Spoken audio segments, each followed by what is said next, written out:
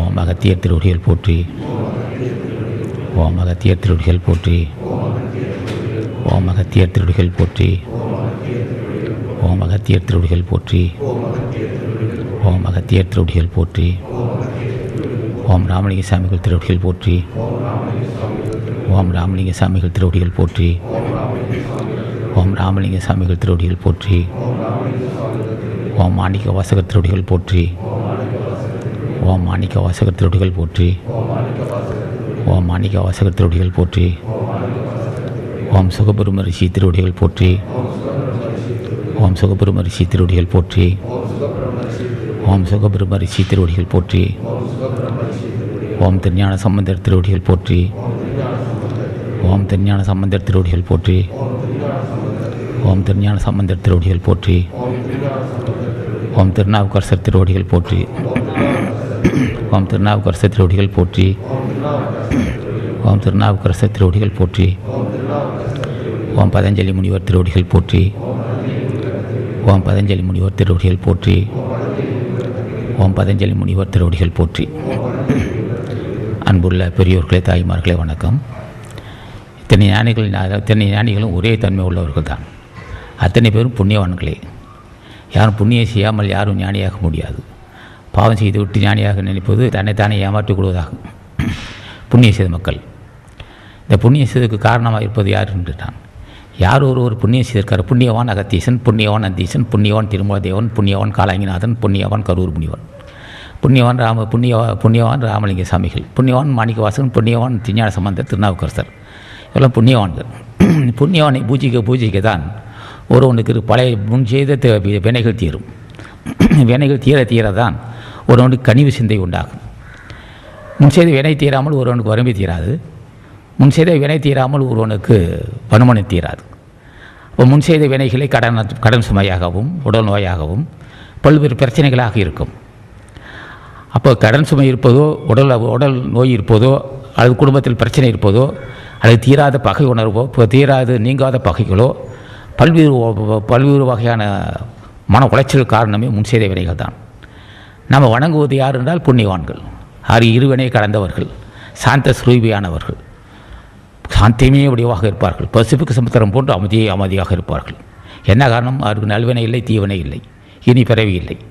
அப்போ மரணமில்லா பெருவாள் பெற்ற பெருந்தகையாளர்கள் அவர்களை தானே அழைக்கிறோம்.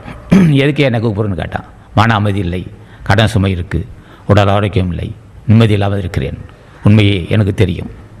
இந்த இத்தனை துன்பங்களுக்கு காரணம் முன் செய்த வினைப்பயனே. இப்போ இதற்கு என்ன உபாயம் என்றான். உன் திருவடியே கதி என்று நினைக்கின்றேன். உன் திருவடியில் என் உடல் போர் அத்தனையும் அர்ப்பணம் செய்கிறேன்.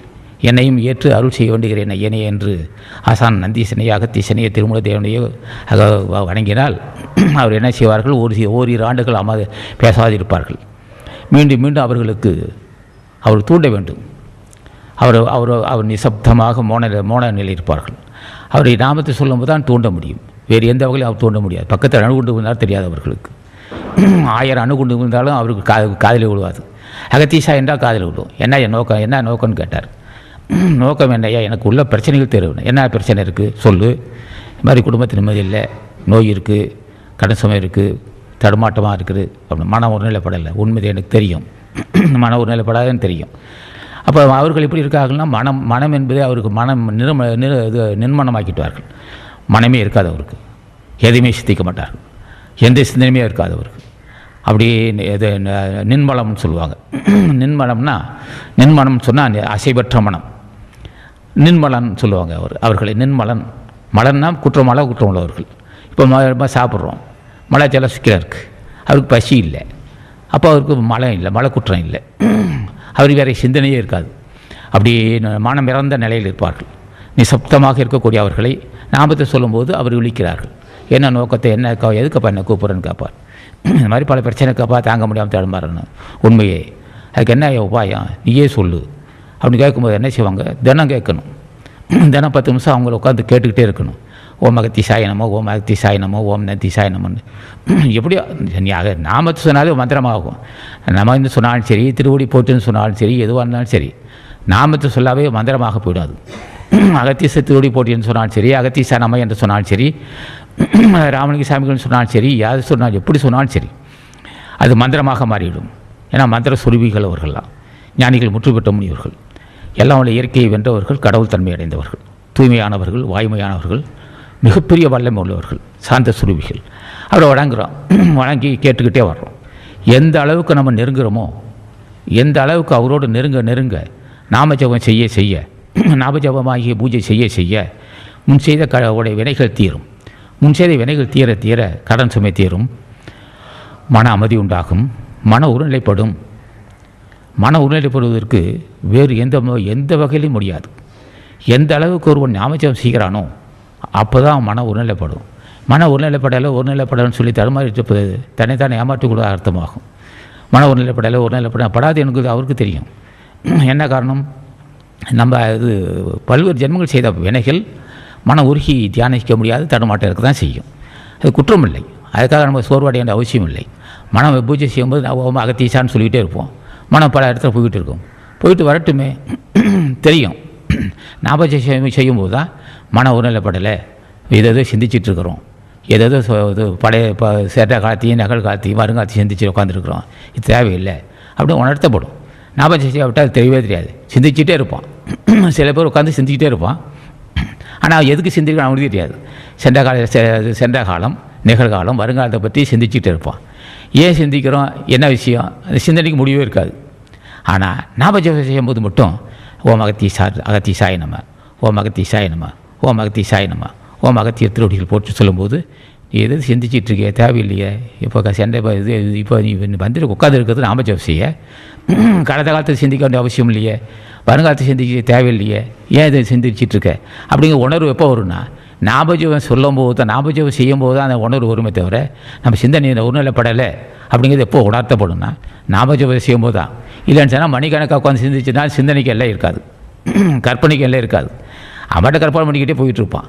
ஆனால் சிந்தனையின் முடிவு எப்போ வரும்னு கேட்டான்.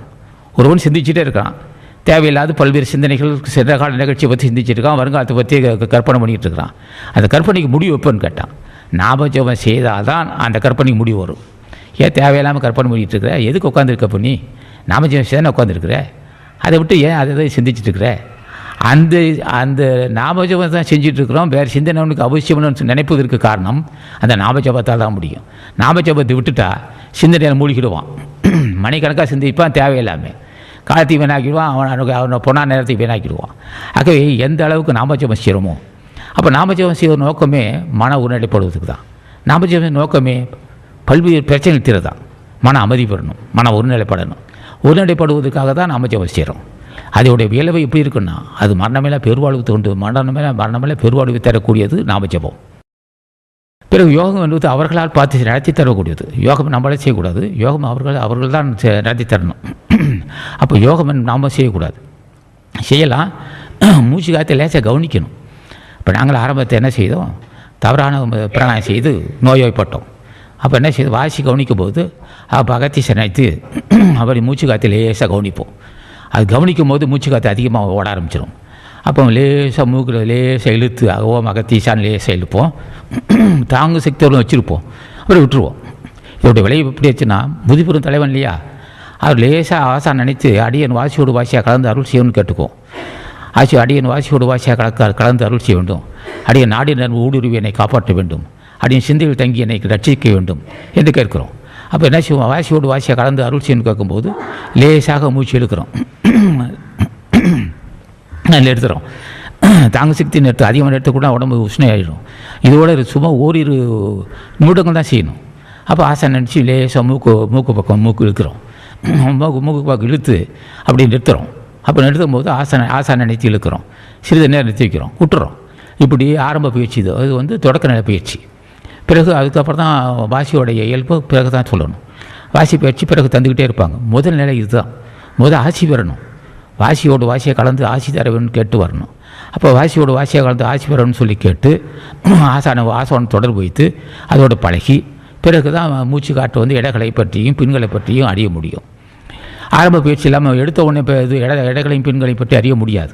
கட்டுனாலும் ஆபத்து வந்துடும், அது பெரிய ஆபத்து சிக்கல் உண்டாக்கிடும். ஆக அருள் பெறுவதற்காக தான் மூச்சு காற்றை கவனிக்கணும். அது ஒரு தொடக்க நிலை யோக நிலை, அது ஒரு பயிற்சி தான். பக்தி பக்தி அளந்த யோகமாக போகும். அடியன் வாசியோடு வாசியை கலந்து அருள் செய்வேன்னு கேட்டால் அது பக்தி அளந்த யோகமாக வரும். வெறும் வாசியை கட்டினோம்னா அது யோகமாக இருக்க முடியாது, ஒரு நோய் வாய்ப்படும்.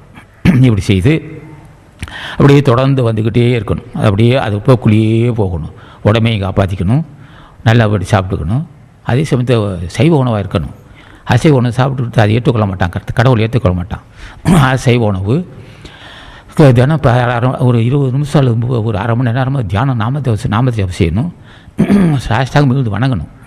சாஷ்டாங்க விழுந்து வணங்கி அன்றாட குறைகள்லாம் சொல்லணும். ஆசான்ட்டு சொல்லி இப்படியெல்லாம் இருக்குது, பல தடமாட்டமாக இருக்குதுன்னு சொல்லி விழுந்து வணங்கி நாமத்தை சொல்லி இப்படியே ஒவ்வொரு நாளும் தியானம் செய்துட்டு வந்தால் பெரியவங்க ஆசி கிடைக்கும். பெரியவங்க ஆசி இல்லாமல் எதுவும் செய்ய முடியாது. அவங்க ஆசியால் தான் நம்ம நிலை உயர முடியும். அவங்க ஆசி பெற தான் பல வினைகள் தீர்ந்து முன் செய்த வினைகள்லாம் நீங்கி தெளிவான அறிவு உண்டாகும். அப்போ தான் உடம்பை பற்றி அறிய முடியும். உடம்பை பற்றி அறிந்தால் தான் உயிரை பற்றி அறிவோம். உடம்பு இருக்கிற பலகணங்கள் தெரிஞ்சுக்கணும். அப்போ சிந்தனை தெளிவடையும். சிந்தனை தெளிவடைகிறதுக்கு காரணம் பூஜை நாம ஜபம் தான். அப்போ சிந்தனை சாந்தம் வந்து சிந்தனை தெளிவடைந்தது, சிறப்பறிவு உண்டாகும். அப்போ சிறப்பறிவு என்பது என்னன்னு கேட்டான், தன்னைத்தானே அறிவது தான். தன்னிட்ட பலகீனங்களை அறிவது சாதாரண விஷயம் இல்லை. நம்ம இருக்க பலகீனங்களை அறிவதே சிறந்த அறிவாகும். அந்த அறிவு தருவது ஆசானாகும். ஆசா நாமத்தை சொல்லாமல் ஒருவன் தன்னிடக்கிற பலகீனங்கள் தெரியாது. பலகீனங்களுடைய இயல்பு எப்படி இருக்குன்னா மீண்டும் பிறவி காரணமாக போகும். இப்போ சரி பொல்லாத விகாரங்கள் இருக்குது, மீண்டும் பிறவி காரணமாக போகும். செயல்பாடுகள் தவறு இருக்குது, மீண்டும் பிறவி காரணமாக போகும். நம்ம சொல்லிலும் செயலிலும் சிந்தையிலும் தவறு இருந்தால் மீண்டும் பிறவி காரணமாகும். சொல்லும் சிந்தனையும் செயலும் தூய்மையாவதற்கு காரணம் நம்ம முயற்சியால் முடியாது. கல்வி உதவியை கொண்டு செய்ய முடியாது. அதை நாமஜபத்தை தான் செய்ய முடியும். நாமஜபம் செய்ய தான் ஒருவனுடைய சிந்தை தெளிவடையும். செயலும் தூய்மையாக இருக்கும், சிந்தனையும் தூய்மையாக இருக்கும், சொல்லிலும் தூய்மை இருக்கும். அங்கே பொய்மை இருக்க முடியாது. ஏன்னா நம்ம வணங்கக்கூடவன் பொய்மை இல்லாதவன், மெய்மையானவன், மேன்மையானவன், தூய்மையானவன், மிகப்பெரிய வல்லம் உள்ளவன், சாந்த சொருவி, ஆற்றல் பொருந்தியவன், அருள் பொருந்தியவர்களுடைய திருவடியை பற்றும்போது தான் சிந்தனை தெளிவாகும். சிந்தனை தெளிவடையும் போது தான் சிந்தனையில் மாசுபடாமல் காப்பாற்றிக் கொள்ள வேண்டும். அப்போ என்ன செய்யணும்? ஆசானை அடியன் வஞ்சனையற்று வாழ வேண்டும், அடியன் தூய்மையாக இருக்க வேண்டும், அடியன் தூய்மை உள்ளவனாகவும் வாய்மை உள்ளவனாகவும் வஞ்சனையற்று வாழ வேண்டும். அதுக்கு நீ தான் எனக்கு அருள் செய்யணும்னு கேட்டுக்கணும். எதை கேட்டோமோ அதான் செய்வாங்க. நீ எதை பொருள் வேணால் பொருள் கொடுப்பாங்க, பொருள் வேணால் பொருள் தருவாங்க. நீ எதை கேட்டாலும் தந்து கொடுத்து போடுவாங்க. அடியனுக்கு அருள் நலம் பெற வேண்டும். அருள் நலம் என்பது எதுன்னு கேட்டான். அருள் நலம் என்பதே எதுன்னு கேட்டான், தய சிந்தை தான் அருள் நலம். தய சிந்தை, அன்பு சிந்தை, கருணை பொருந்திய சிந்தை எனக்கு வேண்டும். அருள் வேண்டும் கேட்பதே நோக்கமே கருணை பொருந்திய சிந்தை. அப்போ ஏழை எளிய மக்களுக்கு கருணை கொண்டு வாழ்கின்ற வாழ்வு, அந்த வாழ்வு தான் அருள் சிந்தை. அதான் அருள் சிந்தை என்பது. மற்றவர்கள் துன்பப்படுவதை கண்டு மற்றவர்கள் துன்பப்படுவது என்று இறக்கப்படுகின்ற சிந்தையை வந்தால் அங்கே அருள் சிந்தையை வந்தது என்று பொருள். மற்றவர் துன்பத்தை கண்டு உணர முடியாத அறிவு இருக்குது என்றால் அங்கே அருள் இல்லை என்று பொருள்படும். அருள் வேண்டும் கேட்டான். அது நோக்கமே தய சிந்தை வேண்டும், எனக்கு தய சிந்தை வேண்டும் என்று சொல் பொருளாகும். எனக்கு தய சிந்தை வேண்டும். என்னால் பிறர் பாதிக்கப்பட்டாலும் உணரக்கூடிய அறிவு வேண்டும். என்னால் பிறர் மகிழ்ச்சி அடைய வேண்டும். என்னால் பிறர் மகிழ்ச்சி அடையக்கூடிய காரியத்தை அடியன் செய்ய வேண்டும். அதன் அருள் வாழ்க்கை. என்னால் பிறர் மகிழ்ச்சி, என் சொல்லாலும் என் செயலாலும் என் சிந்தையாலும் பிறர் மகிழ்ச்சி அடைய வேண்டும். அதான் அருள் வாழ்க்கை. பிறர் மகிழ்ச்சி அடையக்கூடிய வாழ்க்கையை நான் மேற்கொள்ள வேண்டும். அதுக்கு நீ அருள் செய்ய வேண்டும் என்று கேட்கிறோம். அருள் செய்வது நோக்கமே அருள் வேண்டும். அருள் என்பதே என்னால் எவ்வுயிருக்கு இடையூறு தெரியாது, என்னால் எல்லா உயிரும் மகிழ்ச்சி அடைய வேண்டும். எல்லாரும் என்னால் எவ்வுயிருக்கு இடையூறு வராமல் என்னால் பிற உயிர் மகிழ்ச்சி அடையக்கூடிய காரியத்தை அடியன் செய்ய வேண்டும் என்று கேட்பதே அருளாகும். அதான் அருள். அதான் அருள் வாழ்க்கை. நம்மால் பிறர் துன்பப்பட்டாலோ பேச்சாலோ செயலாலோ துன்பப்பட்டால் அது அருள் வாழ்க்கை இல்லை, துன்ப வாழ்க்கையாகும். அது மீண்டும் பிறவி காரணமாகும். இது ஒவ்வொரு 2 நாள் ஒழிக்க முடியாது. அப்போ என்ன செய்ய வேண்டும்? தலைவனை வணங்கி என்னிட்ட இருக்கிற கொனைக்கடிகள் உணர்த்தவும் அதை நீக்கவும் நீரே எனக்கு அருள் செய்ய வேண்டும் கேட்குறோம். அப்போ அவங்க நாமத்தை சொல்ல தான் அந்த வாய்ப்பு தருவாங்க. எந்த அளவுக்கு நெருங்குறோமோ அந்த அளவுக்கு நாம் நிலை உயருவோம். இப்போ ஒரு 1000 பவர் ஒரு பவர் இருக்குது. நெருங்க வெளிச்சம் தாய்ச்சி இருக்கும். அதை விட்டு விலக இருட்டுக்கு போய்கிட்டே இருப்போம். அது மாதிரி 1 கோடி பங்கு 1 கோடி சூரியனுக்கு ஒப்பான ஒரு ஒளி சுடர் ஞானிகள் அருள் சுடராக இருக்கிறார்கள். நெருங்க நம்மகிட்ட இருக்க அகத்திருள் நீங்கும், பாவம் நீங்கும். பாவம் நீங்கினா தான் அகத்திருள் நீங்கும். அகத்திருள் நீங்கினால் அன்றி மனம் ஒருநிலைப்படாது. மனம் ஒருநிலைப்படுதுன்றாலே அங்கே வந்து பாவம் நீங்கி மன உருகி தியானிக்க ஆரம்பித்தாலே பாவம் நீங்கி விட்டதுன்னு அர்த்தம். மன உருகா விட்டால் ஏதோ தடைப்பட்டிருக்கு, முன் செய்த வினை நமக்கு சூழ்ந்திருக்குது, மன உருநிலைப்படலை அப்படின்னு அர்த்தம். சிந்த நாமஜபம் செஞ்சுட்டு இருக்கும்போது சிந்தை தடமாட்டும் போது தடமாறிக்கிட்டு இருக்கு. அப்போ என்ன செய்கிறோம்? சரி, என்ன மன உருநிலைப்படலை, வினை சூழ்ந்திருக்கு, நமக்கு வினை சூழ்ந்திருப்பதனால தான் மன உருநிலைப்படாமல் தடமாறிக்கிட்டு இருக்கிறோம். ஆகவே ஆசான் திருவடியை மீண்டும் பூஜை செய்கிறோம். அப்போ நெருங்கிக்கிட்டே இருக்கிறோம். நெருங்க நெருங்க நெருங்க வினைகள் உடைஞ்சிது, முன் செய்த பாவங்கள் தீருது, வறுமை தீருது, உடல் ஆரோக்கியம் உண்டாகுது, நிம்மதி உண்டாகுது, சாந்த சுரூபமாகிறான். நெருங்காவிட்டால் விலைக்கு போக போக போக இப்போ ஒரு நறுமணம் உள்ள பக்தி இருக்குது, பற்றி வைக்கிறோம், அந்த பற்றி விட்டு கிட்ட இருந்தால் நறுமணம் இருக்கும், விலக போக போக நறுமணம் இருக்காது. அது மாதிரி இது மறிக்குழுந்து மல்லிகை மனோரஞ்சிதம் போன்ற நறுமணம் உள்ள மலர்கள் அருகில் இருக்கும்போது நறுமணம் இருக்கும், விலகிட்டால் அது நறுமணம் இருக்காது. நம்ம தலைவன் சன்னிதானத்துக்கு போக போக போக தெளிவான அறிவு வரத்தான் செய்யும். சன்னிதானத்தை விட விலக விலக அறிவு மங்கிவிடும். எந்த அளவுக்கு சன்னிதானத்தை நெருங்குகிறோமோ, சன்னிதானம் என்பது என்னென்னா நாமஜபம் தான் சன்னிதானம். சன்னிதானத்தை நெருங்க நெருங்க சிறந்த அறிவு வந்துக்கிட்டே இருக்கும். சன்னிதானத்தை விட்டு விலக விலக மன உணர்நிலைப்படாது, தடுமாட்டம் வரதான் செய்யும். என்ன செய்யும்? முன் செய்த பாவம் சன்னிதானத்தை நெருங்க விடாமல் செய்யும். மறுபடியும் சொல்கிறேன், சன்னிதானம் என்பது என்னவும் நினைக்காதீங்க. நாமஜபம் செய்யறதான் சன்னிதானம். ஓம் அகத்தீசாய நம, ஓம் நந்தீசாய நம, ஓம் திருமலை தேவாய நம, ஓம் ராமலிங்க சாமி திருவிழிகள் போற்றி, ராமலிங்க சாமிகளே, மாணிக்க வாசகா, திருஞான சம்பந்தர் ஐயா, திருநாவுக்கரசர் ஐயா, பதஞ்சலி முனிவா, இப்படி சொல்லிக்கிட்டே இருக்கிறோம். சன்னிதானத்துக்கு போய்கிட்டே இருக்கிறோம். சன்னிதானத்தை இருந்துக்கிட்டே இருக்கிறோம். நாமத்தை சொல்ல விட்டால் விலகி போய்கிட்டே இருக்கிறோம். விலக போக போக என்ன ஆகும்? முன் செய்த வினைகள் தூரும். விலகி போக போக என்ன செய்யும்? கொனைக்கெடு வரதான் செய்யும். கொனைக்கெடு என்ன செய்யும்? மீண்டும் பிறவி காரணமாக போயிடும். பொல்லாத காமமும் பொல்லாத வெறி குணங்களும் வந்துவிடும். நெருங்கி செல்ல செல்ல எல்லா கொனைக்கெடுகளும் உடைந்து தூளாகும். எல்லா கொனைக்கெடும் உடங்கி தூளாக மீண்டும் பிறவியை அறுத்திருப்பதற்கு அதுவே துணையாக இருக்கும். அப்போ நாமஜபமே நமக்கு துணையாக இருக்கும். சன்னிதானத்தில் இருக்கும் வரையில் தப்பித்து கொள்ளலாம். சன்னிதானத்தை விட்டு நீங்கினால் மன உணரப்படாது. ஆகவே சன்னிதானத்தில் காலையில் 1/2 மணி நேரம் இருக்க வேண்டும். என்னையா சன்னிதானம்னா நாமத்தை சொல்வதே சன்னிதானம். இப்போ ஞானிகள் நாமத்தை சொல்லிட்டு இருக்கவங்க சன்னிதானத்தில் இருக்கிறோம். நாமத்தை விட்டு சொல்லி நாமத்தை நிறுத்தி விட்டு வெளியே வந்தால் சன்னிதானத்தை விட்டு வெளியே வந்தோன்னு அர்த்தம். அதுக்குன்னு பொதன்னைக்கு உட்காந்துருக்கூடாது. மணிக்கணக்காக உட்காந்து பூஜை செய்கிறவன் விரக்தி அடைவாங்க தெரியாது. மணிக்கணக்காக பூஜை செய்வான். அவங்க பார்ப்பாங்க, ஒரு 10 நிமிஷம் 1/2 மணி நேரம் தான் 1/2 மணி நேரம் தான் அவனுக்கு மன உருநிலைப்படும். அதுக்கு மேலே மன உருநிலைப்படாது. காரணம் என்ன? உடல் சோர்வு வரும். உடல் சோர்வில் உட்காந்து மணிக்கணக்காக உட்காந்து தியானம் செய்கிறான், உட்காந்துக்கிட்டு இது நேரத்தை வீணாக்கிட்டு இருக்கான்னு சொன்னால் அவங்க வேலை குறையில்லை. இந்த மணிக்கணக்காக உட்காந்து தியானம் செய்கிறவன், நாமஜபம் செய்கிறவன் பூராவுமே வெகு விரைவில் விரக்தி அடைவான். என்ன காரணம்னு சொல்லுவான், வெகு விரைவில் அடையிற பார்ப்பான். அது அந்த துறை அப்படி அல்ல. காலப்போக்கில் தான். இப்போ நெல் இப்போ சம்பா நெட்டு பொன்னி நெல் நெட்டு வச்சு 5 மாதம் கழிச்சு அறுவடை ஆகும். காரணம் குறு நெல்லுனா 3 மாதம் அறுவடை ஆகும். உடனே நெட்ட உடனே அறுவடை ஆக முடியாது. இந்த துறை வந்து நீண்ட கால பயணம், நீண்ட கால பயிருது. மாமரம் வச்ச உடனே மறுநாள் மாங்காய் கக்க முடியுமா? தென்னம்பழம் வச்ச உடனே மறுநாள் தென்னம்பழம் வராது. ஆகவே இது நீண்ட கால பயிருது. குறுகிய கால பயிர் இருக்குது. இப்போ இது கம்பு, கேழ்வரகு, இதெல்லாம் வந்து மிளகாய் செடி, தக்காளி செடி, இதெல்லாம் வந்து குறுகிய கால பயிர். 3 மாதத்தில் பழம் தரும். இப்போ மாமரம் வச்சா 6 மாதம் 5 வருஷம் ஆகும்.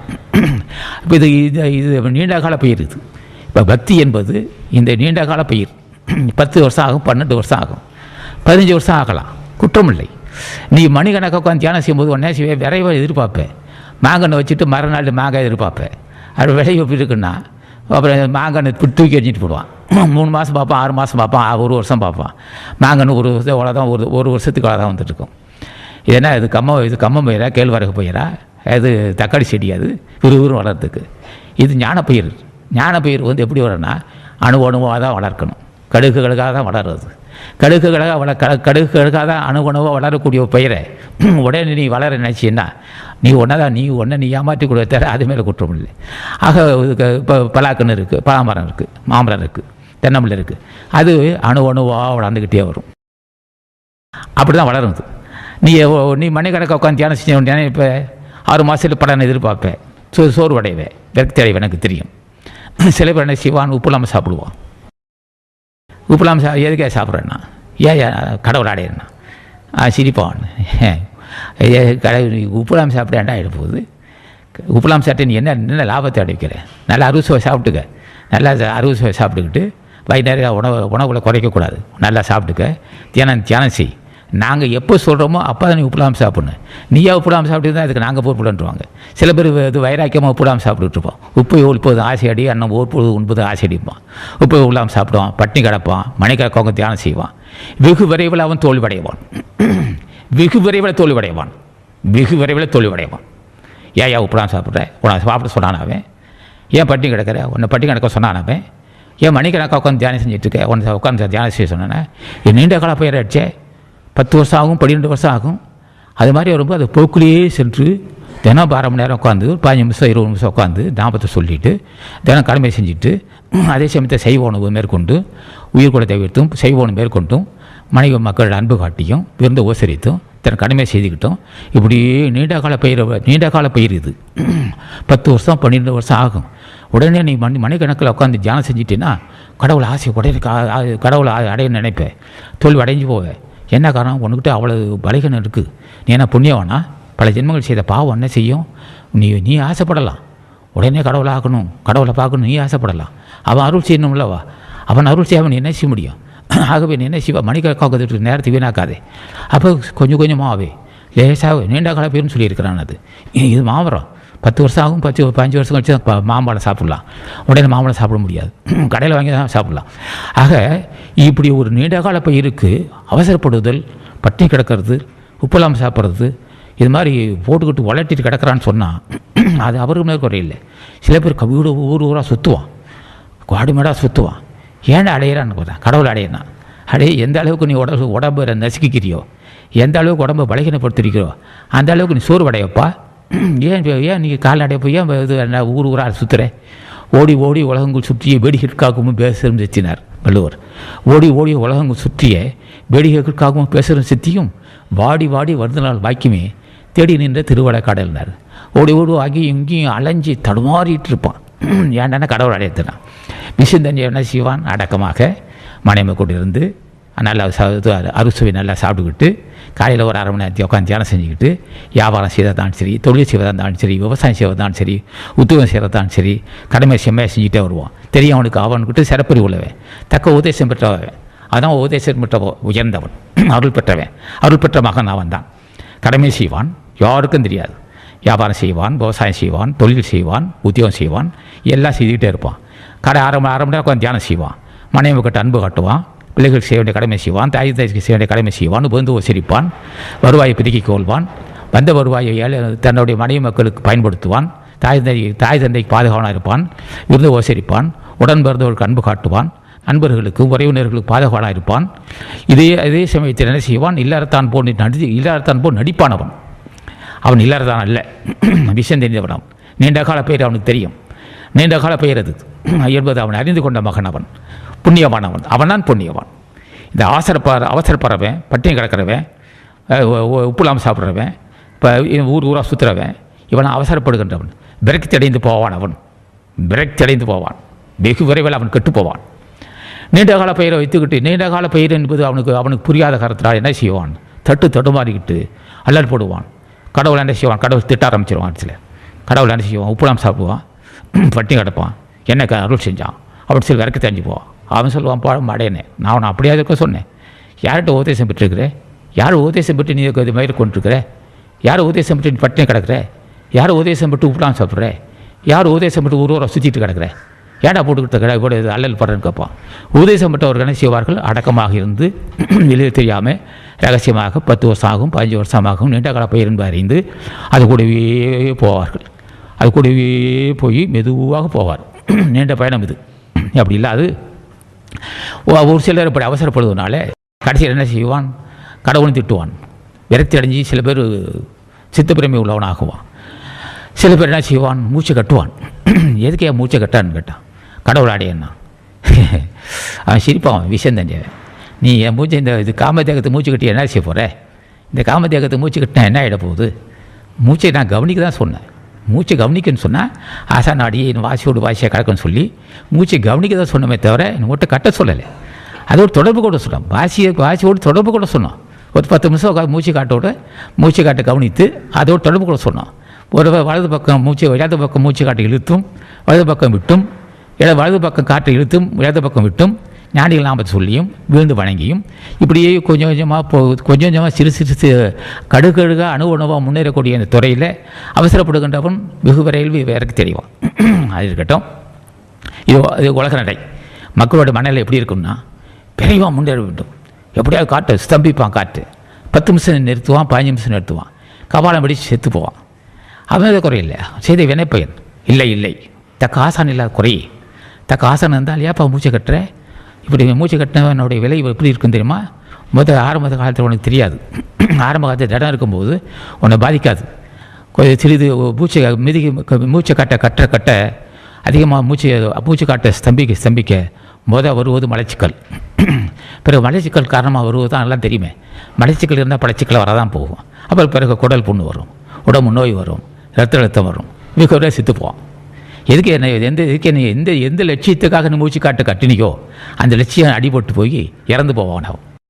அப்போ மூச்சை கவனிக்க சொல்கிறோம், மூச்சை காட்ட லேசாக கவனிக்க சொல்கிறோம், தொடர்பு வச்சுக்க. மூச்சு ஆன்மாவோட தொடர்பு வச்சுக்கிறேன். அது ஆன்மாவோட தொடர்பு வைக்க சொன்னமே தவிர கட்ட சொல்லலை ஒன்று.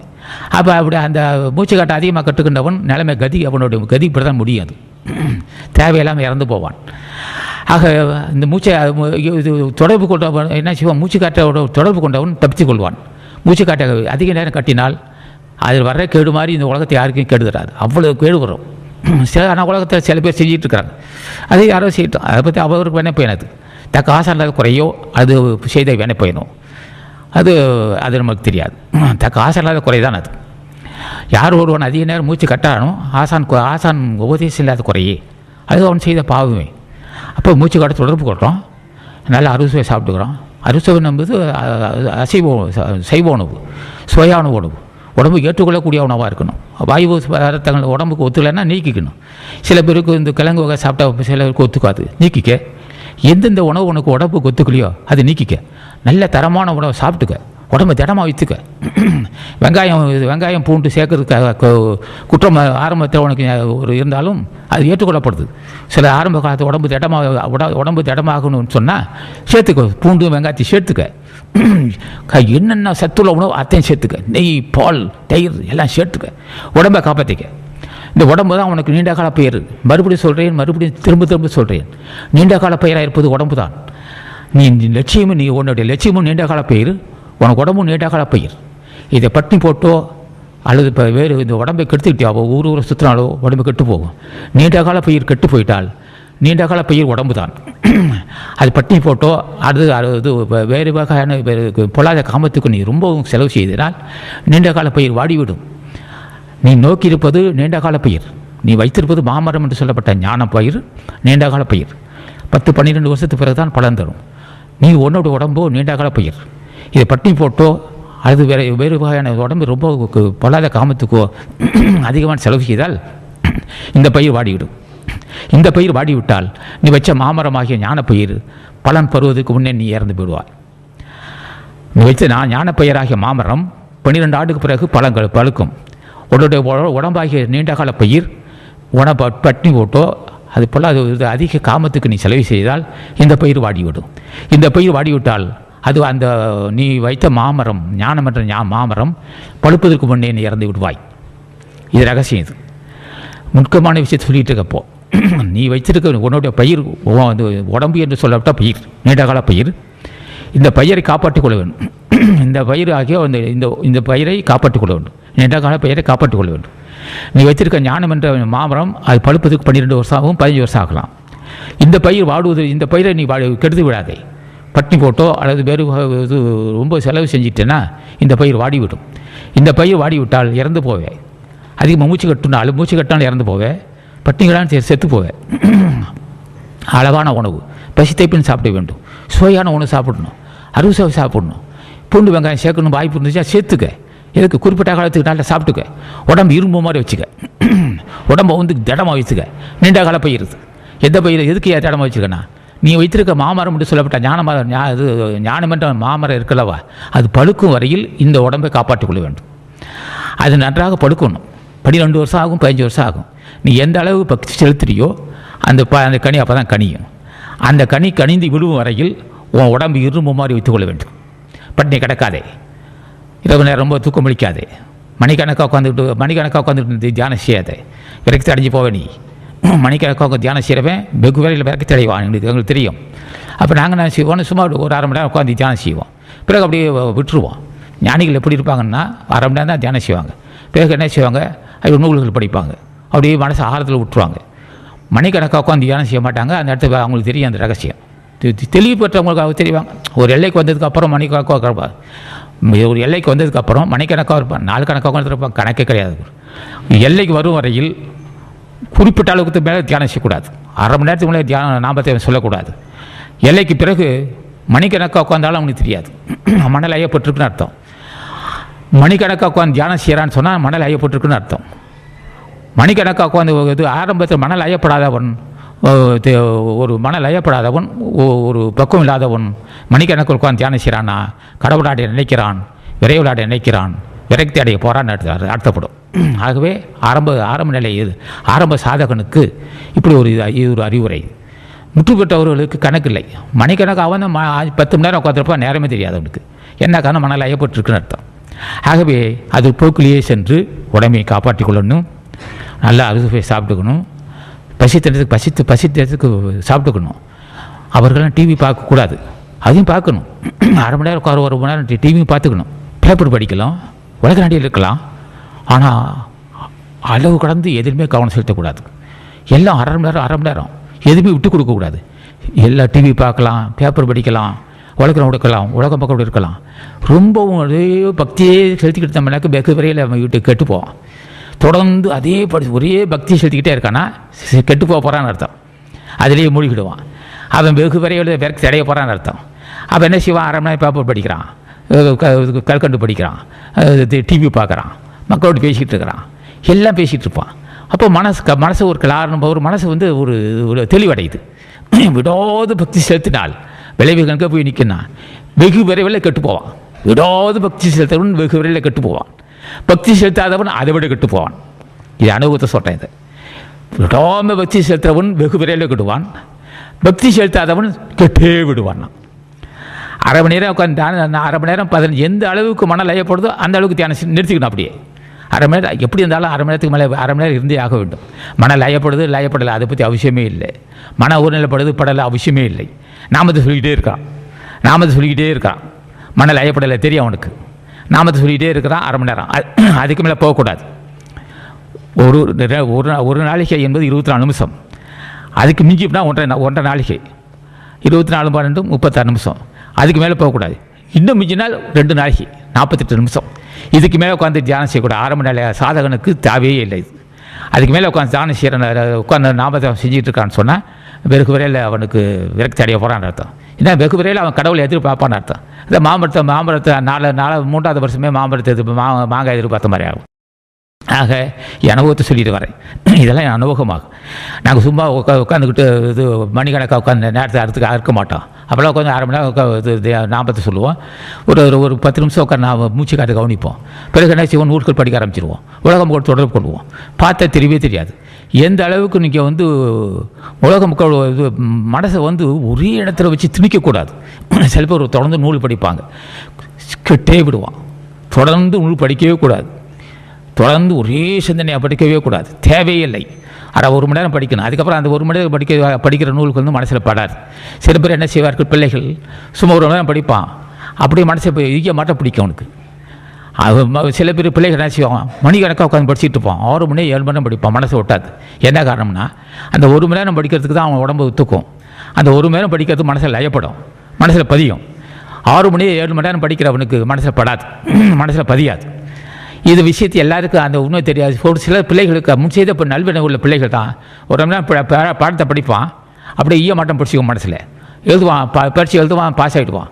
7 மணி ராத்திரி போகிறான், இரவும் பக்கத்தில் உட்காந்து பிள்ளைங்க படிச்சுட்டே இருப்பான். சில பேர் படிப்பான், மனசில் பதியாது. என்ன காரணம்னா எந்த அளவுக்கு அது ஊழ்வினை பையன். அது படிக்கும்போது மணல் ஐயப்படாவிட்டால் நிறுத்திக்கணும். பூஜை செய்யும்போது மணல் ஐயப்படலை, வெளியில் வாயா. நாங்கள்லாம் பூஜை செஞ்சுட்டு இருப்போம், மணல் ஐயப்படலாம் வெளியே வந்துடுவோம். அப்படி அங்கே ஏரிக்கு போவோம், பெரிய ஏரிக்கு போவோம். உட்காந்து தியானம் செஞ்சுட்டே இருப்போம், மணல் ஒரு நேரம் படாது. பெரிய ஏரிக்குள்ளே போவோம். அந்த ஜட்ஜுக்கிட்ட போய் அரை மணி நேரம் உட்காந்துருப்போம். அப்படியே ஏரிக்கோடு அப்படியே பார்த்துக்கிட்டே இருப்போம். ஒரு மன உருளைப்படும், உட்காந்து மறுபடியும் உட்காந்து தியானிச்சுவோம். மன உருளைப்படணும்னு சொன்னாக்கா உட்காந்து தியானம் செய்யாதே. அதுக்காக அரை மணி நேரம் உட்காந்து தியானம் நாமத்தை சொல்லியே ஆகணும். அரை மணி நேரம் உட்காந்து நாமத்தை சொல்லி ஆகணும். மன லயப்படணும்னா என்ன செய்யணும்? அப்படி காட்டுக்கு போகணும். இங்கே பசுமையான இடத்த உட்காந்து ஒரு 10 நிமிஷம் உட்காந்துருக்க அப்படியே லயப்படணும். இல்லை உயர்ந்த நண்பர்கள் வந்து அவங்கள்ட்ட பேசணும், அவங்களோட பேசி பழகலாம். ஆக எதுவாக இருந்தாலும் சரி, எந்த லட்சியத்தை அடைய இருந்தாலும் நீண்டகால பயிராகி உடம்பை காப்பாற்றிக்கொள்ள கற்றுக்கொள்ளணும். நீண்டகால பயிராகிய மாமன் நீண்டகால பயிராகிய ஞான மரத்தை வளர்க்க வேண்டும். ஞான மரத்தை வளர்த்து கனி உண்ண வேண்டும். இதுதான் இந்த துறையுடைய தன்மையை. ஆக இப்போ இந்த மாதிரி இதுதான் என்னுடைய அனுபவத்தை சொல்லிட்டு வரேன். நான் என்ன செய்வேன், ஆரம்ப காலத்தில் மாலை 5 மணிக்கு போயிடுவேன், பெரியேரி கரைக்கு போவேன். பெரியேரி கரையில் உட்காந்துக்கிட்டு உள்ளுக்கு ஏரிக்குள்ளே உட்காந்துக்குவோம். அப்போ தண்ணி இருக்காது. ஏரிக்குள்ளே உட்காந்துக்கிட்டு இப்படியே உட்காந்துருப்போம். காதி ஜில்ஜில்னு வந்துகிட்டு இருக்கோம். அந்த காசிலிங்க கோயில் இருக்குது. காசிலிங்க கோயில் ஒன்று இருக்குது. அங்கே விநாயகர் கோயில் இருக்குது. அரச மரம் இருக்குது. அங்கே போய் 1/2 மணி நேரம் உட்காந்துருப்போம். 1/2 மணி நேரம் உட்காந்து மன ஆறுதல் அடைஞ்சிடுவோம். அப்போ ஆறுதல் அடைஞ்சிட்டு மறுபடியும் வருவேன். ஒரு மன சாந்தம் உண்டாகும். உட்காந்து தியானம் செய்வேன். இப்படி தான் நாங்கள் என்னுடைய பழக்கத்தை செஞ்சுருக்கிறேன். அது மாதிரி எல்லோரும் செய்யணும். மணி கிடக்கவங்க தியானம் செய்யாதீங்க. பட்டி கிடந்து செத்து போகாதீங்க. உடம்பை காப்பாற்றிக் கொள்ளுங்கள். உடம்பை திடமாக வைத்துக் கொள்ளணும். நல்ல சுவையான ஒன்று சாப்பிடணும். உடம்பை எந்த அளவுக்கு காப்பாற்றி கொடுக்கோ அந்த அளவுக்கு தான் நீ இந்த லட்சியத்தை அடைய முடியும். ஆக உடம்பையும் காப்பாற்றிக்கணும், உயிரையும் காப்பாற்றிக்கணும். அப்போ என்ன சொன்னார் ராமலிங்க திருமலை தேவர்? உடம்பால் அழியில் உயிராளி வருகிறார். உடம்பை காப்பாற்றிருந்தால் உடம்பால் அழிவர் உயிரால் அழிஞ்சு போகணும். உடம்பையும் உயிரையும் காப்பாற்றிக்கொள்ள கற்றுக்கொள்ளணும் தான் சிறப்படி உள்ளோட இருப்பான். இப்போ இந்த அறிவு எப்போ வரும்னு கேட்டான், அது திருமலை தேவன் ஆசையாக தான் வரும். அது அகத்தீசன் ஆசையாலோ சிவபெருமரை ஆசையாலோ ராமலிங்க ஞானிகள் ஆசை இல்லாமல் ஒருவனுக்கு அந்த உணர்வு வராது. அந்த உணர்வு அந்த சிறப்பறிவு பெறணும். அது அறிவு. எதிர அறிவுன்னு கேட்டான். அந்த போக்குலேயே செல்கணும்னு அறிவாளி. அது போக்குலேயே உடம்பு போகிற போக்குலேயே செல்கணும். எந்த அளவுக்கு மனைவியோட தொடர்பு வைத்துக்கணும். அது ஒரு கணக்கு இருக்குது. அந்த கணக்கோடு இருக்கணும். உடம்பை பயன்படுத்துவது கணக்கு இருக்குது. கணக்கு மீறி செலவு செய்தாலும் வீணாக போயிடும். செலவு செய்யாமல் தான் வீணாக போயிடும். அது ஒரு நச்சு உடம்பு. இது மனைவியோடு தொடர்பு கொள்ளாதவன் வெகு கெட்டே போவான். அதிகமாக தொடர்பு கொண்டவன் அவனும் கெட்டு போவான். பொல்லாத காமத்தை செலவு செய்கிறவனும் கெட்டு போவான். செலவு செய்யாதவனும் கெட்டு போவான். இது உடல் கூட்டு தத்துவம் இது. ஆகவே இந்த அறிவு எப்போ வரும்னு கேட்டான். யோகிக்கு அந்த பக்தி செலுத்தினா தான் அந்த அறிவு வரும். ஞானிகள் தொடர்பு கொள்ள தான் அவன் உடம்பை பற்றி அறிவான். உடம்பை பற்றி அறிந்தவன் நிச்சயம் உயிரை பற்றி அறிவான். உயிரை பற்றி உயிரை அறிந்தவன் மனசை அறிவான். மனசை அறியவன் நிச்சயமாக ஆன்மா அது உடம்பையும் உயிரை அறிந்தவன் கடவுளை அறிவான். அப்போ கடவுளும் ஆன்மாவும் ஒன்றாக இருக்குது. அப்போ இப்படி ஒரு நீண்ட கால தொடர்பு இருப்பதனாலே நம்ம என்ன செய்கிறார், ராமலிங்க என்ன செய்தார்னா ஜீவாரணி ஒழுக்கத்தை உருவாக்கினார். நோக்கமே பசியாற்றுங்கள். ஏழைகள் பசியாற்றும் போது என்ன ஏற்படும்னா முன்செய்த வினைகள் தீரும். முன்செய்த வினைகள் தீரும்போது முன்செய்த வினைகள் தீர முதல் கடன் சுமை தீரும், வறுமை தீரும், உடல் ஆரோக்கியம் உண்டாகும், எல்லா நன்மையும் உண்டாகும் அன்னதானத்தினால. அப்போ ஜீவகாரணி ஒழுக்கத்தை உருவாக்கும் போதே ஏழைகள் பசியாற்றும். ஜீவகாரணத்தை ஒழுக்கத்தை கடைப்பிடிப்பவர்கள் புலால் உண்ண மாட்டார்கள். ஏழைகள் பசியாற்றுவார்கள், அன்போடு நடந்து கொள்வார்கள். பசியாற்ற ஆற்ற ஒருவனுக்கு இருக்கிற எல்லா குணக்களையும் தீரும். சாந்த உள்ளவனாக மாறுவான். சாந்த உள்ளவன் தான் பூஜை செய்ய முடியும். ஒருத்தன் உருகி தியானம் செய்கிறான்னு சொன்னாவே புண்ணியம் இருக்குன்னு அர்த்தம். மனம் உருகி தியானம் செய்ய முடியாவிட்டால் பாவசம் இருக்குன்னு அர்த்தம். அதுக்கு சோர்வடைய வேண்டிய அவசியம் இல்லை. அன்னதானம் செய்து மறுபடியும் நம்மை தேர்த்தி கொள்ள வேண்டும். அன்னதானம் செய்ய தான் உனக்கு தெளிவான அறிவு உண்டாகும். அதை ராமலிங்க ஜீவகாரணி ஒழுக்கத்தை உருவாக்கினார். அந்த நோக்கமே ஒரு மனிதனுக்கு அடிப்படை ஜீவகாரணியம் தான். ஜீவதெய்வம் தான். அந்த ஜீவதெய்வம் மேற்கொள்ளும் போது தான் ஒருவனுக்கு வினை தீருது. வினை தீரும்போது தான் ஒருவனுக்கு மன சாந்தம் உண்டாகுது. இப்படி தான் அடிப்படை வச்சிருக்காரு ராமலிங்க சாமிகள். ஆகவே இப்போ அந்த ராமலிங்க சாமிகள் வகுத்த கொள்கை எப்படி அமைஞ்சிருக்குன்னு சொன்னால், ஜென்மத்தை கடைத்திட்டுவதற்கு மிகப்பெரிய ஒரு சாதனமாக இருப்பது ஜீவகாரணி ஒழுக்கம் தான். பிறகு நாமத்தை சொல்கிறோம். நாமத்தை பற்றி சொல்லவே இல்லை. முதல் அன்னதானம் செய்யப்பா, அப்புறம் பார்த்துக்கலான்ட்டார். பிறகு தான் நாமத்தை சொல்லியிருக்கார். முதல் அன்னதானம் செய்யாமல் நாமத்தை சொல்ல அனுமதிக்க மாட்டாங்க. உட்காந்து சொல்லிகிட்டு இருக்கலாமே தவிர எடுபடாதீங்க. புண்ணியம் செய்த நாமத்தை சொல்ல முடியுமா? சொல்லுவான். மணல் அயப்படாது. அதை புண்ணியத்தை செஞ்சுக்கன்னு சொல்கிறார். அப்போ புண்ணியத்தை செய்ய மணல் அயப்படும். அப்போ தான் நாமத்தை செய்தான் சித்தி பெற முடியும். உருகி தியானிக்கிறான்னு சொன்னால் மணல் அயப்படுதுன்னு சொன்னால் புண்ணியவானுக்கு தான் நம்ம மணல் அயப்படும். அதுக்கு முதல் அன்னதானம் செய்ய சொல்கிறார். ஆக ஜீவகாரணியம் தான் அடிப்படையாக இருக்குது. அதாவது ஜீவகாரணியமாக ஞான விட்டு திறவுன்னு சொன்னார். அப்போ ஜீவகாரணத்தை கடைப்பிடித்தலும், உட்காந்து நாமஜபம் செய்வதிலும், புலால் மறுத்தலும், இது மாதிரி காரியம் செய்யணும். ஆக என்ன செய்யணும்? இல்லறத்தான் என்ன செய்ய வேண்டும்? வியாபாரத்தை நல்லபடி செய்யணும். செல்வத்தை பெருக்க வேண்டும். வருவாயை பெருக்கிக் கொள்ள வேண்டும். எந்த தொழில் செய்தாலும் சிறப்பாக செய்ய வேண்டும், உற்சாகமாக செய்ய வேண்டும். இந்த உற்சாகம் எப்போ வரும்னு கேட்டான். எந்த அளவுக்கு நீ நெருங்குறியோ அந்த அளவுக்கு உற்சாகம் இருக்கும். எந்த தொழில் செய்தாலும் முன்னுமே திட்டமிட்டு செய்வான். தொட்டதெல்லாம் தொடங்கும். ஞாபகம் செய்கிறவனுக்கும் அன்னதானம் செய்கிறவனுக்கும் விவசாயம் செஞ்சாலும் தடைபடாது, வியாபாரம் செய்தாலும் தடைபடாது, எல்லாமே நல்லது நடக்கும். புண்ணியம் செய்தும் அன்னதானம் செய்தும் நாமத்தை செய்கிறவனுக்கு தோல்விங்கிற பேச்சே இருக்காது. எதை செய்தாலும் வெற்றி பெறுவான். இது விட்டுட்டா, அன்னதானம் செய்வதும் நாமஜபம் செய்வதை விட்டுட்டா காரியம் தடைபடும், கடன் சுமை வரும், பல்வேறு பிரச்சனை வரதான் செய்யும். ஆகவே ஜீவகணமே அடிப்படையாக இருப்பதனாலே இந்த கொள்கையை நீங்கள் அன்பர்கள் கடைபிடிக்க வேணும். என்னோடய வாழ்க்கையை பற்றி சொல்லிட்டு வரேன். இப்போது நான் ஆரம்ப காலத்தில் காசிலிங்கம் கோயிலில் போய் ஒரு 1 மணி நேரம் உட்காந்துட்டு வரேன்னு சொன்னால் யாருமே இருக்க மாட்டாங்க. மாலை 5 மணிக்கு யாரும் இருக்க மாட்டாங்க. அமைதியான இடம் அது, புனிதமான இடம் அது. அந்த காசிலிங்கம் கோயிலில் ஒரு பிள்ளையார் கோயில் இருக்கும். நுழையும் போது ஒரு பிள்ளையார் கோயில் இருக்கும். அங்கே தான் உட்காந்துருப்பேன் நான். அப்படியே அமைதியான காட்டு வரும். அதை விட்டுட்டா வெயில் காலத்தில் ஏரிக்கரை நடுவில் உட்காந்துருக்கணும். பார்த்திங்கன்னா அந்த பறவை இனங்கள் கிளிகள் கூட்டமாக போகும். கொக்கிரங்களும் காகங்களும் பல்வேறு பறவை இனங்களும் போய் கூட்டமாக போகும். அப்படியே பசுமையாக அந்த பசுமையை பார்க்கணும். அப்போ மன லயப்படும். உடனே உட்காந்து தியானம் செய்வோம். இப்படியெல்லாம் ஒரு மனிதன் முன்னேற்றம் அடைகிறதுக்கு இப்படியெல்லாம் கடைப்பிடிக்கணும். பசுமையான இடத்துக்கு போகணும். இங்கே நமக்கு இப்போ சமுதாயத்தில் இடம் இல்லைன்னா உள்ளது உயர்ந்த புண்ணியவான்ட்டு பேசணும், புண்ணியவான்கள் தொடர்பு கொள்ளணும். இல்லைன்னு சொன்னால் அருள்பா, திருமந்திரம், திருக்குறளுக்கு ஒரு 1/2 மணி நேரம் படிக்கணும். அதுவும் மணிக்கணக்காக படிக்கக்கூடாது.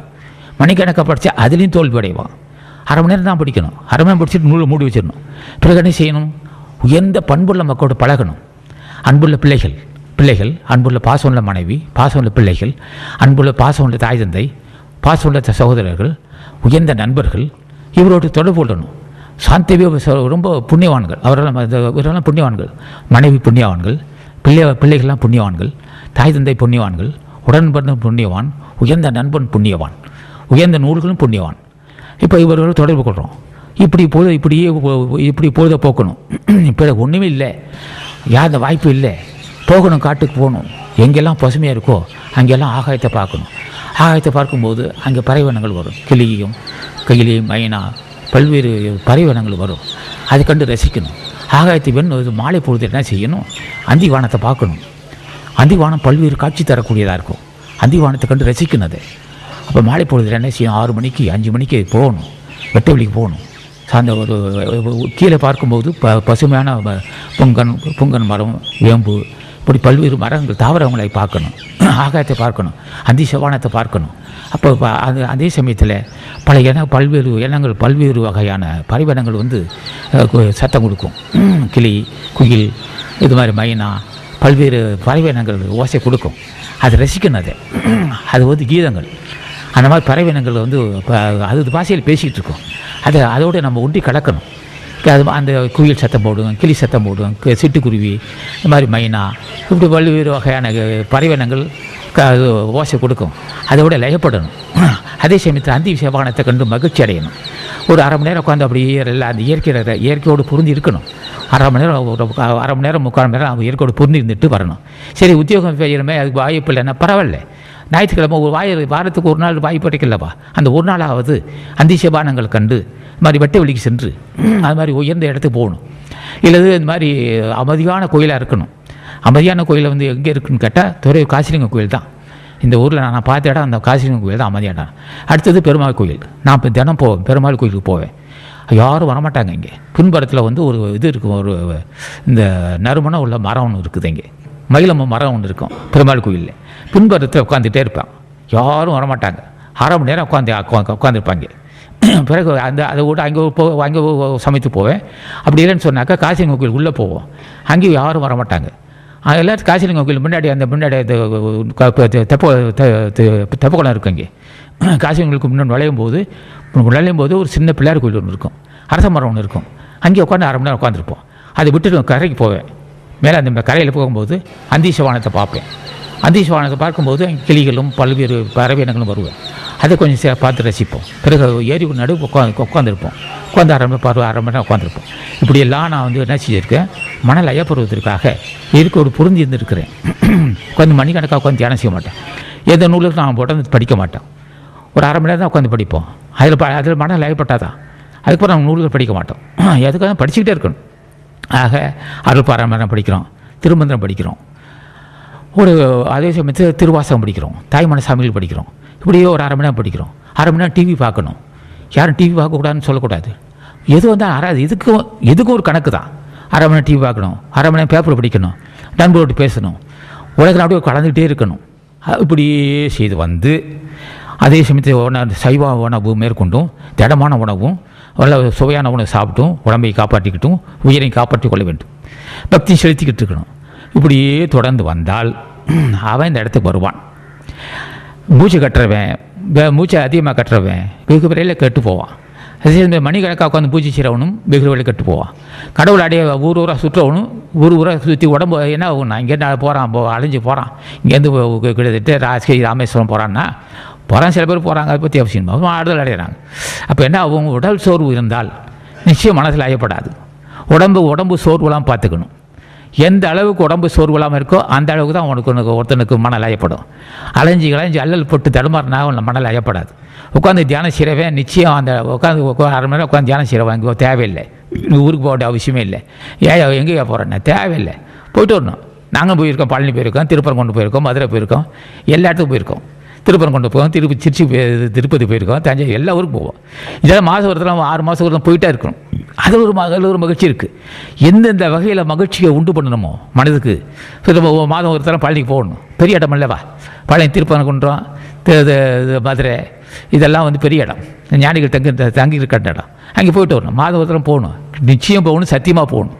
பழனிக்கு போயிட்டு வர்றது நிச்சயம் சத்தியமாக போயே ஆகணும். ஒரு மனிதன் அவன் கட்டாயம் அவன் பழனிக்கு மாதம் ஒருத்தரம் போகணும்னு சொன்னால் அவன் அந்த இடத்துக்கு வரவே முடியாது. 3 மாதம் ஒரு மாதிரியாக போயிடணும். 6 மாதத்துக்கு ஒரு முறை திருப்பதி போகணும். ஒரு ஆண்டுக்கு ஒரு முறை திருச்செந்தூர் போகணும். அப்போ திருச்செந்தூர் போகணும், பழனி போகணும், திருப்பரங்குன்றம் பெரிய இடம் அது, மதுரை போகணும், பழனி போகணும். இது மாதிரி விராலிமலை போகணும். இது மாதிரி எங்கெல்லாம் பெரியவங்க ஞானிகள் அடங்கியிருக்காங்களோ ஸ்ரீரங்கம் போகணும். திருவானைக்காவல் அவசியம் பொய்யே ஆகணும். ஸ்ரீரங்கம் பொய்யே ஆகணும். வயலூர் போக தான் வேண்டும். சத்தியமாக போகவே வேண்டும் வயலூருக்கு.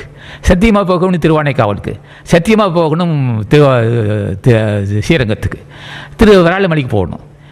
பழனிக்கு போய் தான் வேணும். திருப்பரங்குன்றம் போகணும். அருள் பெறுவதுக்கு நான் சொல்லிட்டு வரேன். இப்போலாம் அருள் பெறுவதுக்கு வழி சொல்லிட்டு வரேன். திருப்பரங்குன்றம் அவசியமே, திருப்பதி அவசியமே, பழனி அவசியமே. அதே சமயத்தில் இது மாதிரி பெரிய ஸ்தலங்களுக்கு போய்கிட்டே இருக்கணும். ஆண்டுக்கு ஒரு முறையாவது பொய்யாகணும். அது 6 மாதம் முறை பொய்யாகணும். நாங்கள் போயிட்டு வந்துட்டுருக்கோம். இப்படியெல்லாம் இப்போ திருப்பதி போகிறவன் நிச்சயம் ஒரு உண்மை தெரியும் அவனுக்கு. என்ன ரகசியம்னா, எங்கே பார்த்தாலும் பசுமை. அப்படி எங்கே பார்த்தாலும் பசுமையாக இருக்கும் திருப்பதியில். அங்கே ஆசான் கொங்கண மகரிஷி அடங்கியிருக்கிறார். அங்கே கும்பல் இருக்கக்கூடாது. போயிட்டு அந்த காட்டுக்கு போயிடணும். போனால் இங்கே பார்த்தாலும் நிசப்தமாக இருக்கும். பல்வேறு பறவை இனங்கள் வரும். அங்கே ஓசை கொடுக்கும். அங்கே கிளியும் பறவை இனங்களும் பல்வேறு வகையான ஓசை கேட்கணும், காதால் கேட்கணும். அந்த கீதங்களுக்கு இடையே இல்லை, தெய்வீகமான ஓசை அது. மைனா சத்தம் கொடுக்கும். இது ஆஞ்சநேயர் பெருமானும் இருப்பார்கள். அது ஒரு காட்சிகள், அது கவனிக்கணும். இந்த ஆஞ்சநேயர் என்ன செய்யும், மரத்தில் இருக்கும்போது அதை வந்து ரசிக்கணும். அதெல்லாம் கொஞ்சம் குட்டிகளும் இது பெரிய ஆஞ்சநேயர் இருப்பார்கள். அதை கண்டு அது அதோட சேட்டையை கண்டு மகிழ்ச்சி அடையணும். அதுக்கு தீனி கொடுக்கணும். தீனி கொடுத்தா அது சாப்பிடுவது. மாருதி என்பது ஆஞ்சநேயர், அன்மார் வானரங்கள். அது தீனி கொடுக்கும், சாப்பிடணும். அது ஒன்று கூட்டம் விளையாடுவது, அதை பார்க்குறது. இந்த மரத்துலேருந்து அந்த மரத்துக்கு தாவுறது, அந்த மரத்து இந்த மரத்துக்கு தாவுறது, அந்த குட்டி வந்து அது வயிற்றை பிடிச்சிக்கிட்டு மேலே போகிறது. அது ஒரு ரசனைக்குரிய ஒன்று. மிகப்பெரிய ஒரு ஆறுதல் தருவது அந்த காட்சிகள். மாருதியார்னு சொல்லுவான். மாருதியார்னா வானரங்கள் அர்த்தம். அது ஆஞ்சநேயர்கள் என்ன செய்வார்கள், அது வந்து தெய்வீகமானது, அது வந்து பெருமைக்குரியது. அப்போ என்ன செய்யணும், அதுக்கு உணவு கொடுத்து அது சாப்பிட்றது கண்டு ரசிக்கணும். அப்போ பழங்கள் கொடுக்கணும். அது உணவு அதுக்கு விரும்பி சாப்பிட்றது நடக்கலாம் சாப்பிடணும். சோளக்கருது, பச்சை சோளக்கருது கொடுக்கணும். அது சாப்பிடும். அது சாப்பிட்றதும்போது சாப்பிடணும். புட்டு ரொட்டி கட்டு பிஸ்கட்டு ஏதோ உணவு கொடுக்கணும். சாப்பிடும்போது அது மரத்தில் ஏற்றி விளையாண்டுட்டு இருக்கும்போது பார்க்கணும்.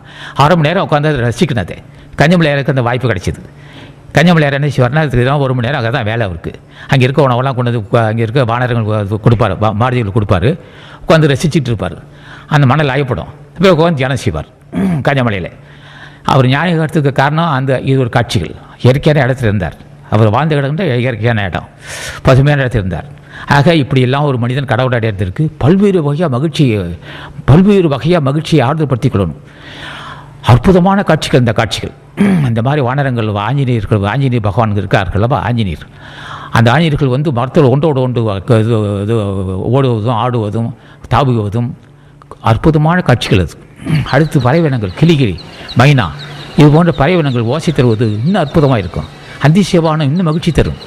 இயற்கையோடு பொருந்தி வாழ வேண்டும். பிறகு உட்காந்து அரை மணி தியானம் செய்ய வேண்டும். இப்படி தான் ஒரு மனிதன் கடவுளை அடைய வேண்டும். இப்படி இதெல்லாம் இருந்து ஆறுதல் படுத்திக்கணும்.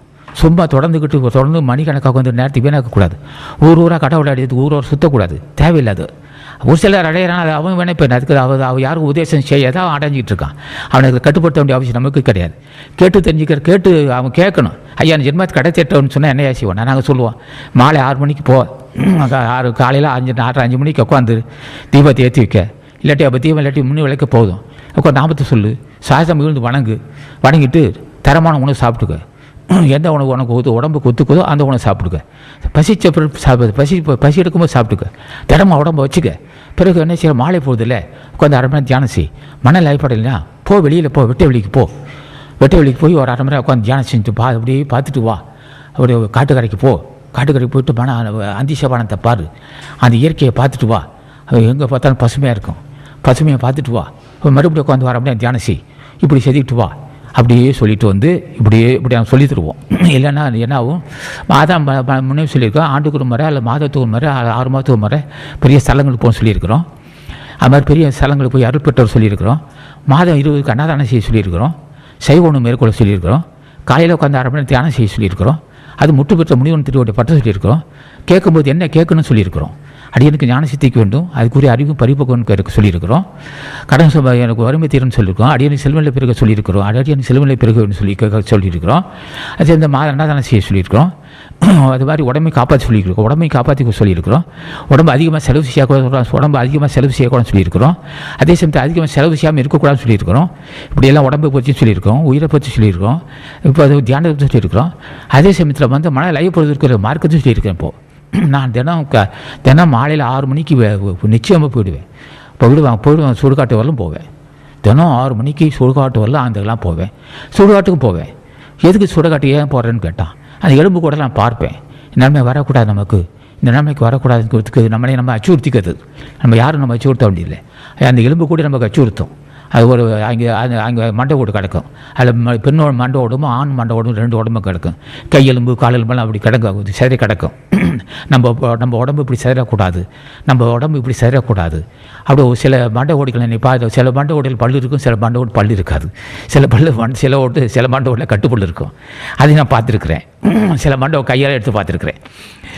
அது எதுக்கு பார்க்குறேன்னா அதுக்கு ஒரு ரசனை இருக்குது. நான் சில எலும்புகள்லாம் அது தொட்டு பார்க்கக்கூட அசிங்கமாக இருக்குன்னு சொல்லிட்டு அப்படியே பார்த்துக்கிட்டே இருப்பேன். எலும்பு கூடலாம் கையெலும்பு காலெலும்பு மண்டை ஓடெல்லாம் கிடக்கும். அது பல்வேறாக உத்து பார்ப்பேன். சில மண்டை ஓடி என்னப்பா சிரிக்கிற மாதிரி நகைக்கிற மாதிரி இருக்கும்.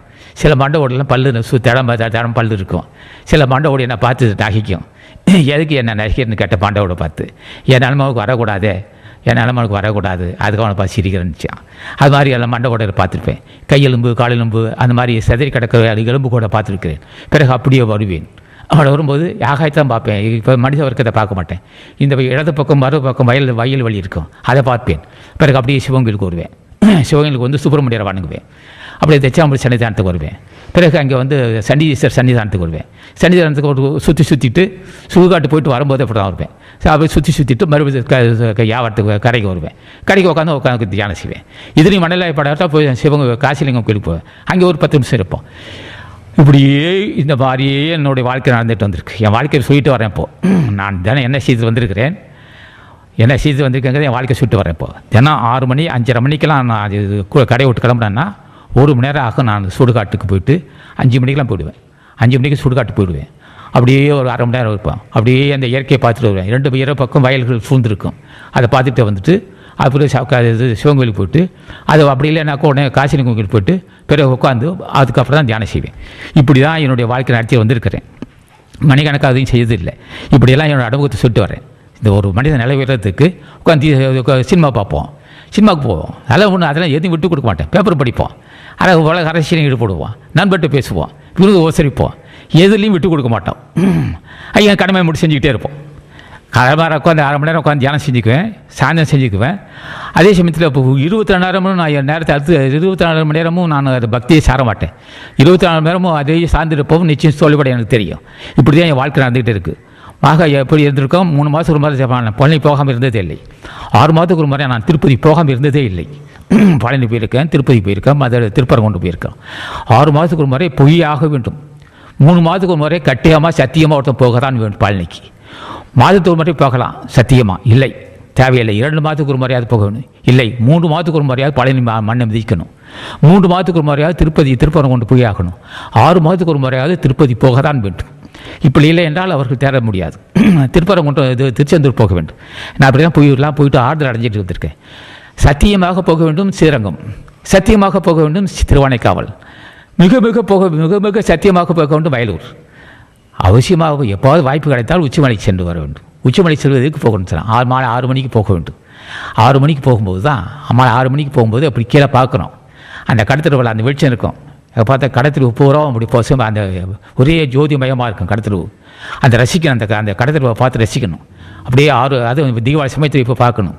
அற்புத காட்சியில் நான் கண்டிருக்கிறேன். இப்போ எனக்கு வாய்ப்பில்லை. எனக்கு தீபாவளி சமயத்துக்கு போயிடுவேன். இங்கே உச்சி பிள்ளையார் கோயில் மேலே போயிடுவேன்.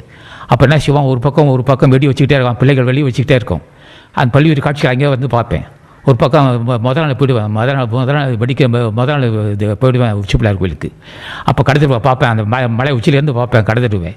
அப்படியே ஜோதியாக இருக்கும், அதுவே கண்டு ரசிப்போம். இந்த பக்கம் திரும்பி பார்ப்பேன், பிள்ளைகள் பட்டாசு வச்சுக்கிட்டே இருக்கும், இதையும் கண்டு ரசிப்பேன். ஒரு பக்கம் வானத்தை பார்ப்போம், அந்த அந்திச வானத்தை பார்ப்போம். அந்த பக்கம் காவிரி கரையை பார்ப்பேன், ஆடு அடைஞ்சு திருப்பி விடுவேன். இப்படியெல்லாம் வாழ்க்கை நடத்தியிருக்கிறேன்.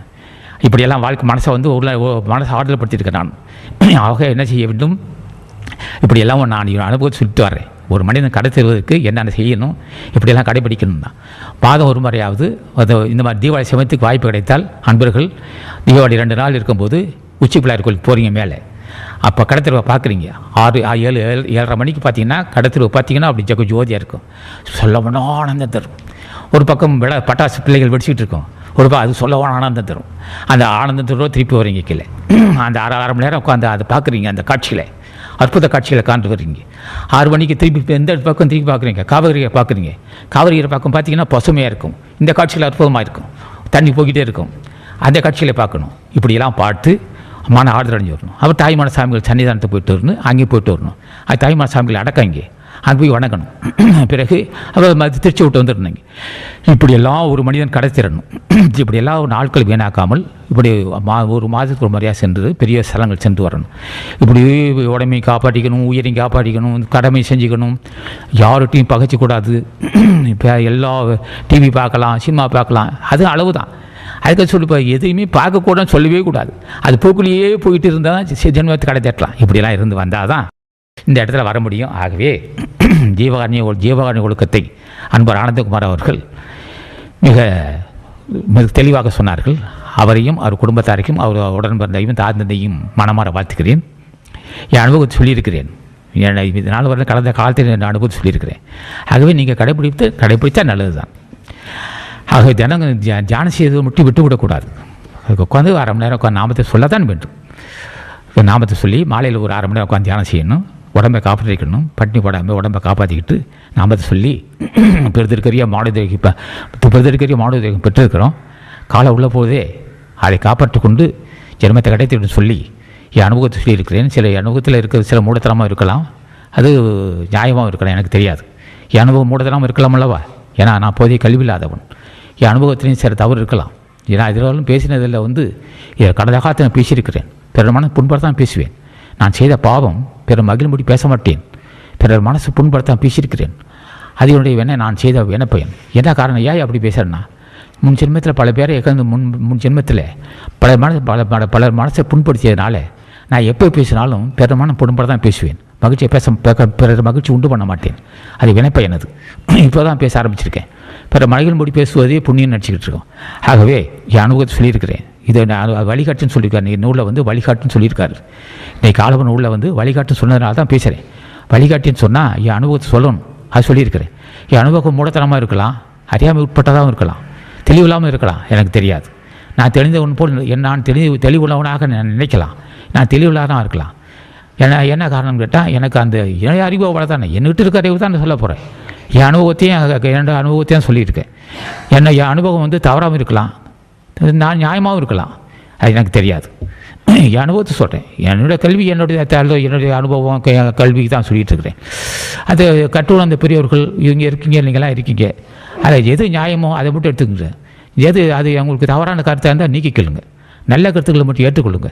தவறான கருத்து இருந்தால் நீக்கிக்கொள்ளுங்க, நான் கட்டாயப்படுத்தலை. ஆகவே ஆனால் இது மட்டும் உறுதியாக வச்சுக்கணும், காலையில் தியானம் செய்கிறது மட்டும் நாம செய்கிறத மட்டும் விட்டுட்டாதீங்க. நாமத்தை விட்டுட்டா பிரச்சனை வந்துடும். அன்னதானம் செய்கிறத மட்டும் தடுத்துடாதீங்க, அன்னதானத்தை மட்டும் விட்டுடாதீங்க. அன்னதானத்தை விடுவதும் நாமத்தை ஜபம் செய்வதை விடுவதும் ஜென்மத்தை கிடைத்தட்ட முடியாது. ரெண்டும் செய்யணும். மாதம் அன்னதானம் செய்யணும், காலையில் தியானம் செய்யணும், நாமத்தை சொல்லணும். ஆகவே ஒவ்வொரு நாளும் மனசை ஆரோக்கியமாக வைத்துக் கொள்வதற்கு சில உபாயங்கள் தான். இப்படி செய்து வந்தாக்கா ஜென்மத்தை கிடைத்திட்டான்னு சொல்லி இது நேரம் வரையிலும் என அனுபவத்தை சொல்லியிருக்கிறேன். போதிய கல்வி இல்லாதவன் நான். ஆக நான் சொன்னதில் சில தவறுக்கு தான் செய்யும். கற்று வந்த பெரியவர்கள் பொறுத்துக்கொள்ள வேண்டும் என்று திருவடியை வணங்கி முடிக்கிறேன். வணக்கம்.